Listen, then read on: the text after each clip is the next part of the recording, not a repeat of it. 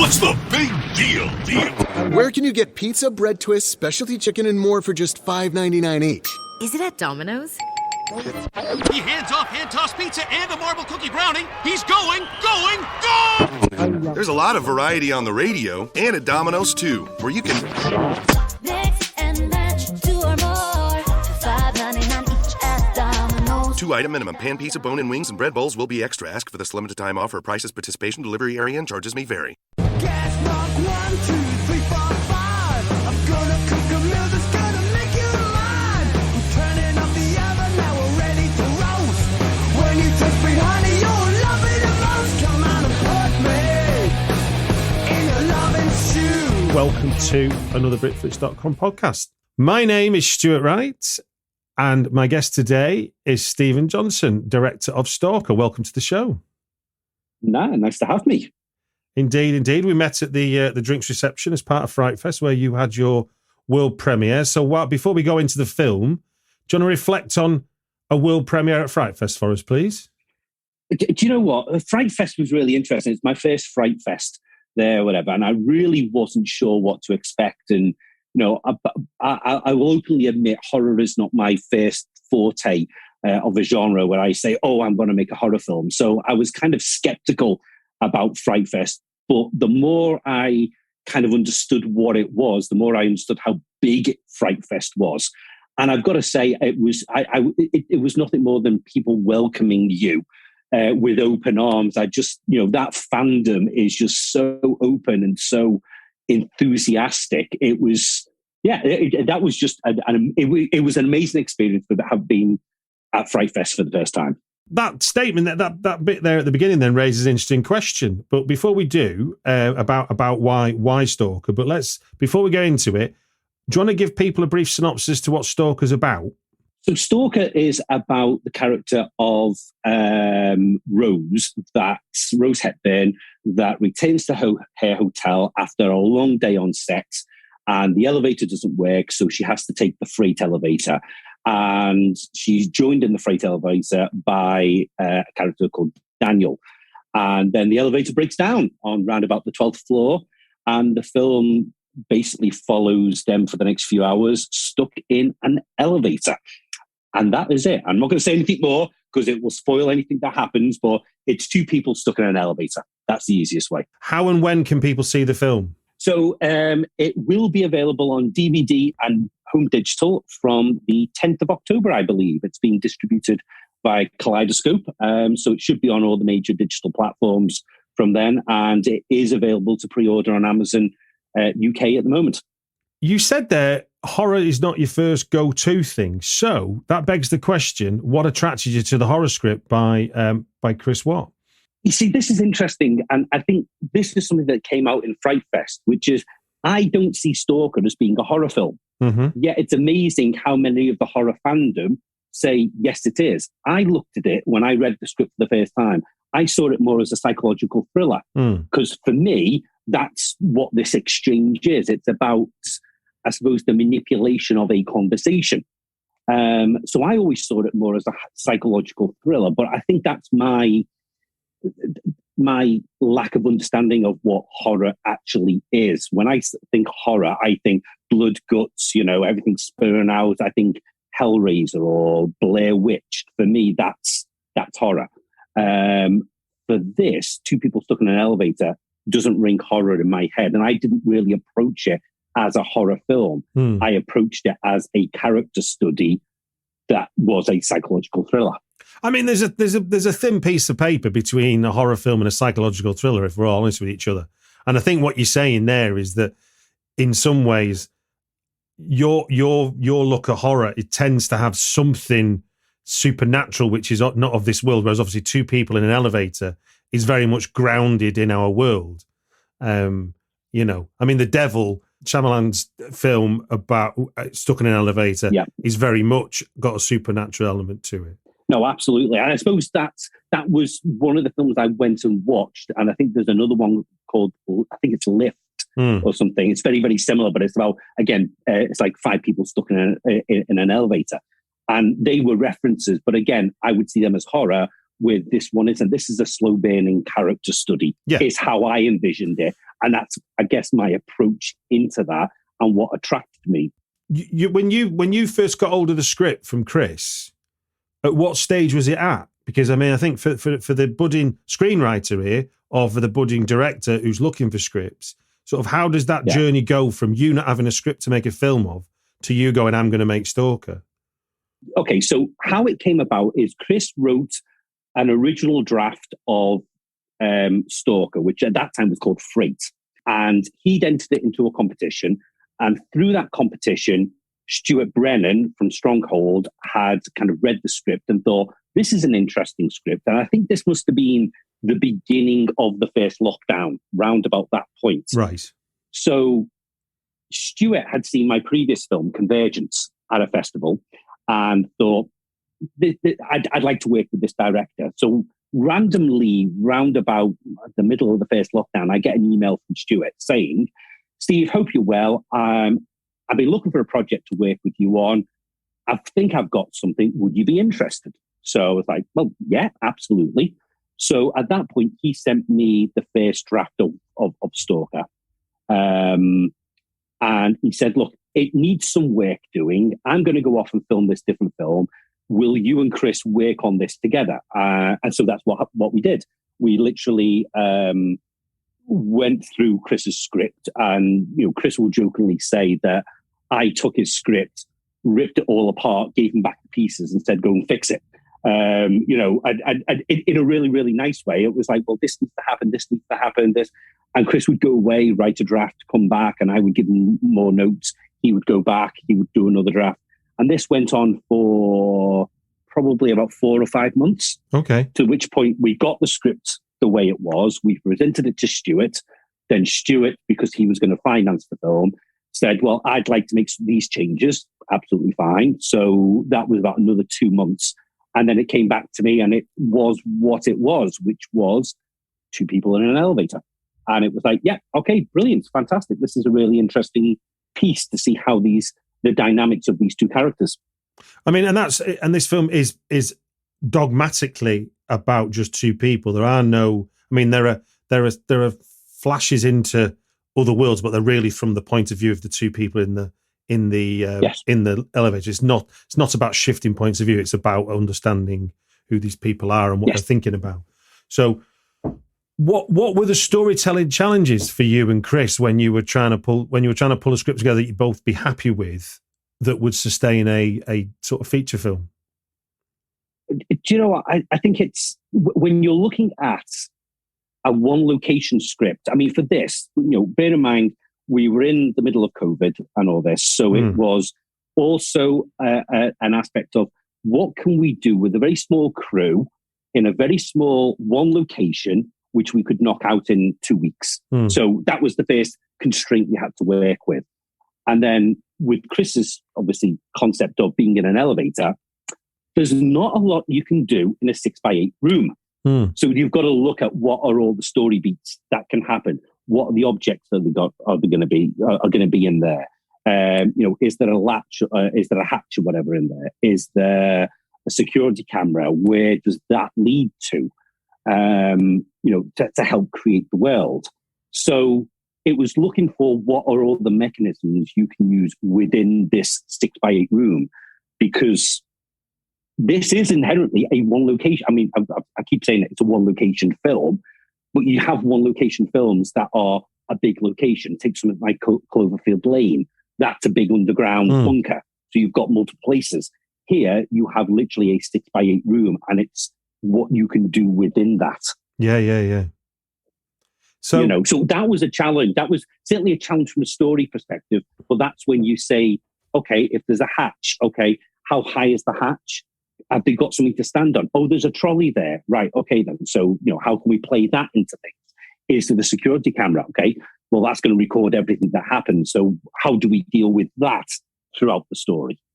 And then the elevator moves.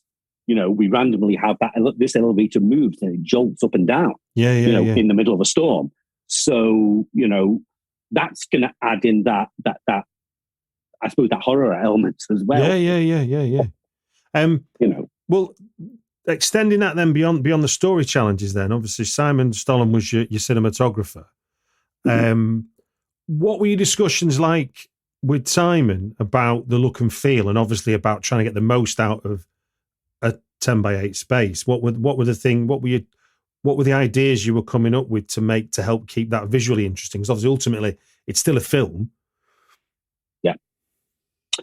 We had a lot of Zoom conversations on the lead up. I mean, I didn't meet Simon until we were on set on day one, but we had a lot of Zoom meetings, and we talked about lens choices, how wide we would go, how tight we would go. Would we do everything handheld? When would we have those moments of calm? So again, it was putting in, having access to a slider or tripod. And then at the frantic moments, then yes, we go handheld. So we would look at that. I think we used a fair amount of wide lenses, but quite close to the actors. Okay. So I think a lot of the time we were on like a 25mm, but we were a lot closer, which gives a slight change of perspective as opposed to just going really, really tight.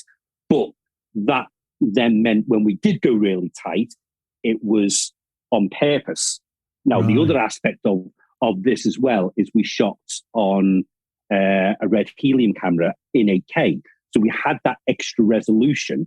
And when you're shooting 9 to 10 pages of dialogue a day, blimey, that's hard going on the actors. Yeah. And if you want to do your standard wide, medium, close up, then they've got to do the same lines. That's 3 different setups, do 3 or 4 takes. Then you've got to do the other person. So that's a lot of takes there. So one of the advantages that was employed in post is if we didn't get exactly the shot, we could use that higher resolution and go and punch in 50%, which we did towards, there's a certain bit towards like kind of the second half of the film, and we concentrate a lot on lips and eyes and things. A lot of that is actually utilizing the 8K resolution and jumping in, so you've got the equivalent of 4K. And that gives us that little bit of flexibility on that as well. So it's about understanding the tools that you have so you can get the basics that you need. But if you happen to miss anything, this is where shooting a higher resolution can help you in post. So was that anticipated, or was that like a happy accident? I think it was a happy accident, actually. There was some stuff we openly did not get. When you're shooting that much amount of dialogue, as I said, it's hard going on the actors. I mean, the film is almost like a play, if you imagine it, whatever. And that's how it plays out. And when you're having to repeat that so many times, and it's quite emotive for the actors, it drains them. So the happy accident was we could go and do some of these digital push-ins and things like that. Okay. So in a way, it was still very much part of the creative process as you were in post-production, as much as it was the creative process in the production. Yes, exactly. Again, it's knowing. I think the tools that you use is how can that get you out of a hole later on, just in case. Yeah. The other interesting trick you do is you cut to like a elevator cam or hotel cam sort of situation, which gives you, the audience, a break, as it were, to sort of just get your, do the sums as to where we're up to and stuff, but still be stuck in the room with them, as it were. Was that on the page, or was that something that was introduced as part of the post-production process? That was always on the page. So Chris's script was always, it's a way, and this was one of the things with Chris's original script, is it very rarely left the elevator, which is great from a story perspective of understanding these characters.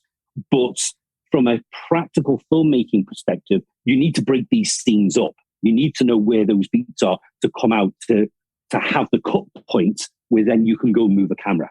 So there's a practicality there.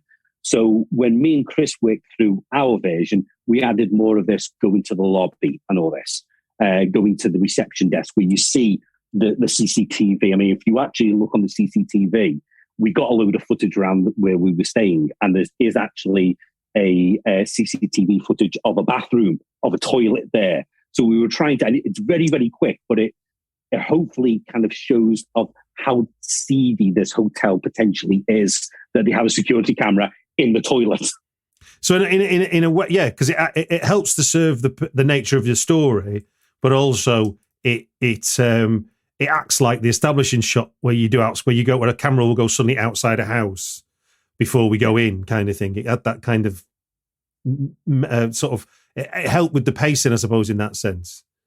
Yeah, it gives the audience time to take on the information that they've just got, and for a split second, let them process that before we move into the next bit of dialogue. Casting of Stalker is straightforward on one level. You've got to find two people, which obviously easier said than done. But obviously, one of your cast is also your producer and your financier, Stuart Brennan. He's playing the male lead to Sophie Skelton's female lead. So I can understand how he got the role. So in terms of casting Sophie, what was your process of finding her? Was she your first choice? Was she an audition? No, we didn't audition anyone. I mean, like you said, with Stuart, it was pretty straightforward. It was a project that Stuart had wanted to do for him. So it's finding who can play against Stuart and also who would challenge Stuart. So we looked at how we position this character of Rose Hepburn. Do we go with someone who is younger and more in line with Stuart, or do we go with someone who is maybe older than Stuart, which would again maybe act as a different interaction, how that would play? So we kind of battered around a load of names. And do you know the risk factors for type 2 diabetes? Or what makes it more likely you or someone in your life might have the disease? With type 2 diabetes playing a growing role in the lives of so many, you need to know. And Project Power, a community program from the American Diabetes Association, is here to help. Take our risk test today at diabetes.org/Project Power. You can avoid the risks of type 2. Project Power will help. We always kept coming back to Sophie. And I mean, Sophie had come up, that was actually a suggestion of my wife. My wife is an Outlander fan. She's watched all that. Yeah. And every time we kept coming back to what would be the traits, it would always come back, well, Sophie's actually not that bad. And yeah, she plays a very American accent in Outlander. So this is actually very, very different. She plays almost like a natural accent in this. So that was interesting with that. And I think we kind of looked at, who could we go with? And I said, it always kept coming back to Sophie. I don't know why that was. The name went on the list and we just kept coming back to it. So we were lucky enough that, we reached out to Sophie's agents and, luckily she said yes. Fantastic. Now, when you've got sort of two characters who are the story, and you've only got two relations, haven't you? You've got her relationship with him and his relationship with her. And then you've got the great thing about drama, which is both of them are looking for someone to trust and or the truth. And both of them have their own truth and they're not showing each other at all. And that's the nature of Stalker in a nutshell for me. So what was your conversations like with them as performers to sort of, because it's about power, isn't it, in a way? One, they know that what they know is putting the other one on the wrong foot until obviously things take a turn for the horror, as it were. So what was your conversations like with your actors in terms of what you wanted from them? Certainly for the first half of the movie, where it's all about, feeling your way around who the hell is this I'm in the lift with? Well, we did. We had separate conversations in pre-production. So once Sophie was on board, again, there was a couple of Zoom meetings, and I think we had 2 or 3 Zoom meetings where we would go through the script and we would look at each of their characters individually. So we did that with Sophie, we did that with Stuart. So they would understand their strengths and what they were going to be putting across per scene to make sure that, we weren't, that as a director, you've got to look at the whole, that the two performances are going to work against each other in effect, because that's where the conflict comes from. Of course. So Sophie always understood what her motivations were for the scene, where she'd been, where she was going. Part of this, which helped, was the fact that we shot everything in sequential order. I was going to ask, actually, was you able to do it in linear form? Yeah, no, and we did that in linear form. I think the only time was we had some time out. We had an afternoon out to shoot the opening scene before they get in. And then we actually visited a separate location to get the revolving door. The crew loved that because we weren't in the elevator for that afternoon. So that was kind of like a field trip. But the fact that we shot it linear was great because they always knew where they were the previous day and where they were going for the next day, so they could get themselves right. So out with that conversation, we obviously didn't get much time to rehearse. In fact, we didn't get any time to rehearse. So the great thing with Stuart and Sophie being both professionals is they would get up sometimes at 4:30, 5 o'clock in the morning, and they would go down and they would have their coffee and they would run through the scenes for the day, and they would spitball and basically almost challenge each other, which was really nice. So when they came to set, I kind of knew what had to happen throughout the day, and they would come say, well, do you know what? We were going through, like Rose wouldn't say this or Daniel wouldn't react quite like that, but we've worked out something like this. And this is great. This is the reason why you work with professional actors, is they heighten up the performance and they come with their own ideas. And again, their ideas are normally kind of built on what the foundations are, which is the script. So it was always going to be constantly improving. So they would do that each day. So that made it almost interesting because sometimes you never quite knew what they were going to do, which I think was, you've got to be open to that and you've got to be flexible enough to that. You know, I'm not a director that says that's what's on the page, you have to stick with that, because then you just lock them into one way of thinking. They're bringing their expertise and they are embodying that character. And if they want to come with something, let's try it. If it works, it works. If not, you go in and you retweak those things. Now, obviously, you said Stuart had a hand in sort of the later stages of the script development. So for his character's point of view, he's literally had an input on it as much as he's able to then deliver a performance. But obviously, Sophie didn't have that.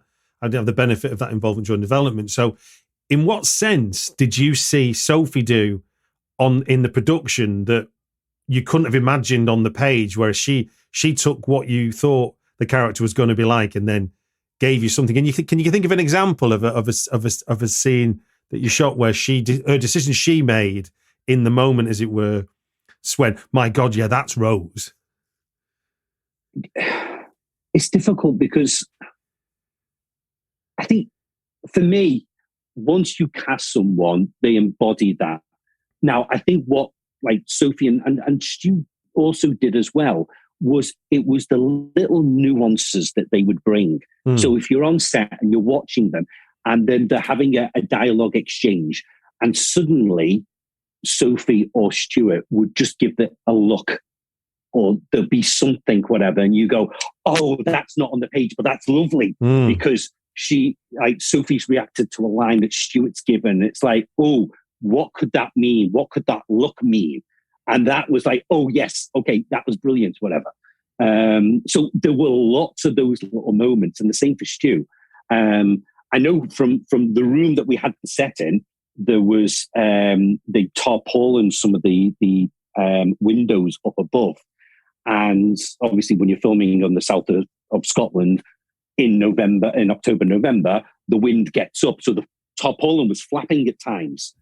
And that was kind of getting annoying for the sound guys. And I know I said to the guys, look, if the tarpaulin's flapping, look up, because we know in the film there's a storm happening. So if they look up, it helped kind of imagine the world was also out there. So that's again, interesting. It was little things like that. Obviously, we took out the flapping of the tarpaulin, but we established at the beginning of the film there is a storm going on. Yeah. So sometimes I can look at the film now, and when Stuart looks up, I go, that's when the tarpaulin was flapping up there, whatever. But he's reacting to like the storm, and I think we've mapped in some thunder and lightning strikes and things like that happen like that. But it's little things like that when you're working with a certain caliber of actor, that's what they bring, and I think that's sometimes where they say the magic happens. No, it sounds like I mean, I can picture some of the moments you're talking about, but obviously for you, they must have come as genuine surprises but obviously a surprise in the sense of there's an opportunity for the film to be better. Yeah, I mean, certainly for for certainly the last act, that was really the exciting part of seeing, the characters transforming. And I'm trying to choose my words very carefully so the listeners are not going to be spoiled by anything. But it's kind of seeing how those transformations of each of these characters happen within that. That was really exciting. When you got into the edit with this, what were some of the things you discovered about the story which wasn't evident during the writing of it, and how did it begin to evolve in that sort of the last phase of making the film? So with the edits, we were obviously, I think we were in another lockdown when the edit was being done. So there was not the ability to do the traditional of going to sit there with the editor and do that. So when Mark Wake, who was the editor, he did the first pass of the edit, and it was good. And we were still trying to find some of those beats, every 6 or 7 pages, what have you. But the last act was very linear, and it is very linear in the script. The last act is extremely linear. And there was just something about that last act that just wasn't, it was all there, but there was just something missing. So I believe Stuart said to Mark, go and try something extreme. Just try something extreme. And Mark came back with the second edit, and that whole third act was completely different, and it to what it is now in the final film.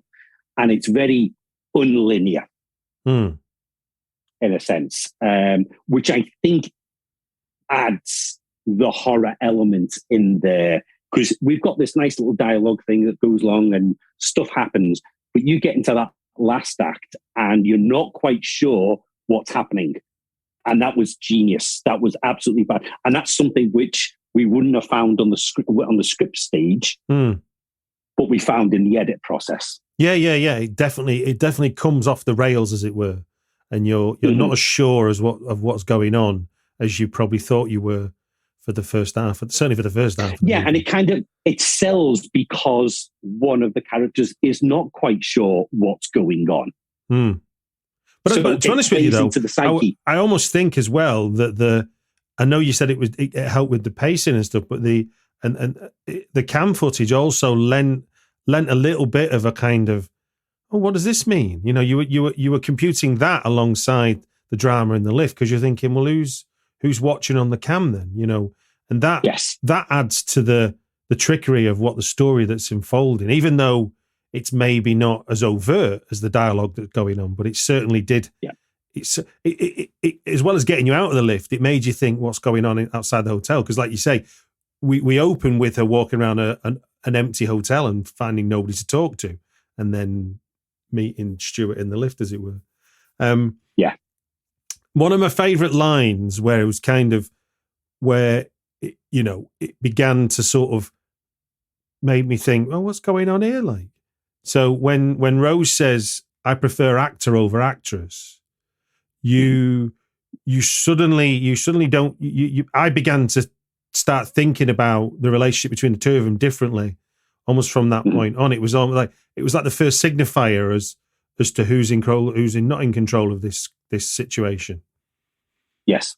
Yeah. There's lots of little lines. There's a couple of lines before that are dotted around that throw that conversation of where is the power within this dynamic.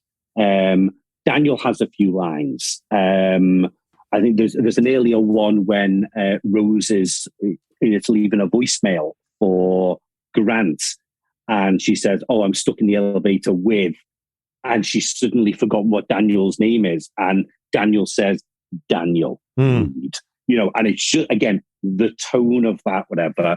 It's where does that power dynamic move around this room?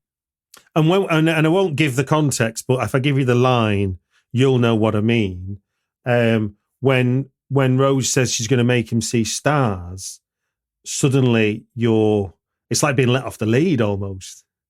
It's a lovely line of dialogue in the sense of what you've been building to. Yes. And again, that's it's weird trying to talk around this for the listeners. Yes. No, I'm trying myself. Exactly, whatever. And the listeners have seen the film after the 10th of October, then you should know at which point we're talking about. But really, to kind of be able to show that dynamic, and that then is true power. And then what I'm hoping is you'll go back to the beginning and rewatch it and look for what were the little moments. I know when, that was one of the notes I gave to Chris early on, which was, how can we plant these little bits so when you get to the end, someone could go back and rewatch something in the way that you would go and watch maybe The Usual Suspects or something like that, is what were the little nuggets there that pointed to whatever was going to happen. No, for sure. Yeah, there's definitely breadcrumbs to let us understand where you were misdirecting us and where you were leading us astray and where you're actually leading us to the destination. Absolutely. I don't know what involvement did you have with the poster design? Because it's a really interesting image that you've gone for. Actually, the poster design was all done by Kaleidoscope. That was all the distributor. Because, as I said, we worked when we were shooting it. It was under the title of Freight because they're in a freight elevator. Yeah. So that was the working title. That's what we're working to. So it was really interesting to see once Stu had taken it to Kaleidoscope, and they decided to package everything up. And it was a really interesting poster. When I first saw it, I just went giddy. Yeah. I get a giddy moment. It was like, oh wow, this looks good. No, because obviously, like you say, it speaks to the genre of psychological thriller. You've got it all there in that image. Yeah, it was very much. It reminded me of the Robin Williams 1 hour photo poster. Very, very similar to that. Whatever with kind of Stu's face there, and then Sophie in the middle, or whatever. So. But yeah, hopefully it plays to the title that they then ultimately used, which was Stalker. Brilliant. Well, let's remind people then, when and how can they see Stalker? So Stalker is out on DVD and digital on the 10th of October. So it should be on the likes of iTunes and wherever. But you can pre-order it on Amazon right now. I think it's the brilliant price of $7.99 for the DVD. And it is a certificate 18. I'd just like to say we found out that at Fright Fest, we were looking at the BBFC website, whatever. So we were made up that we got our 18 certificates. So that should give you an idea of what to expect. It does. What do you say? It does go to low levels of depravity that you expect in a horror film. Good. Well, I hope so. And if we've achieved that, then that's good. At least, hopefully, if I can make one proportion of the viewership cringe towards the end, then that would be really good. No. Let's hope we get more people to see stars. And on that, Absolutely. It just gives me to say thank you very much for giving us your time on the Britflicks podcast. No problem, Stuart. Thanks a lot for having me.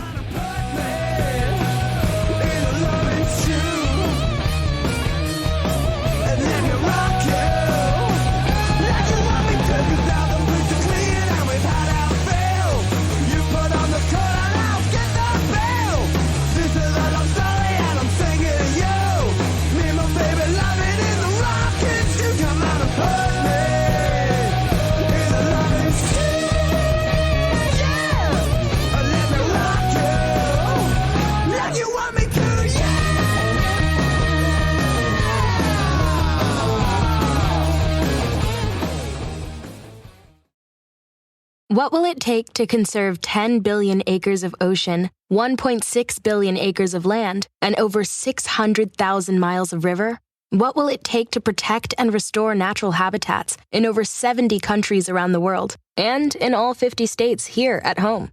What will it take? You. Together, we will make it happen.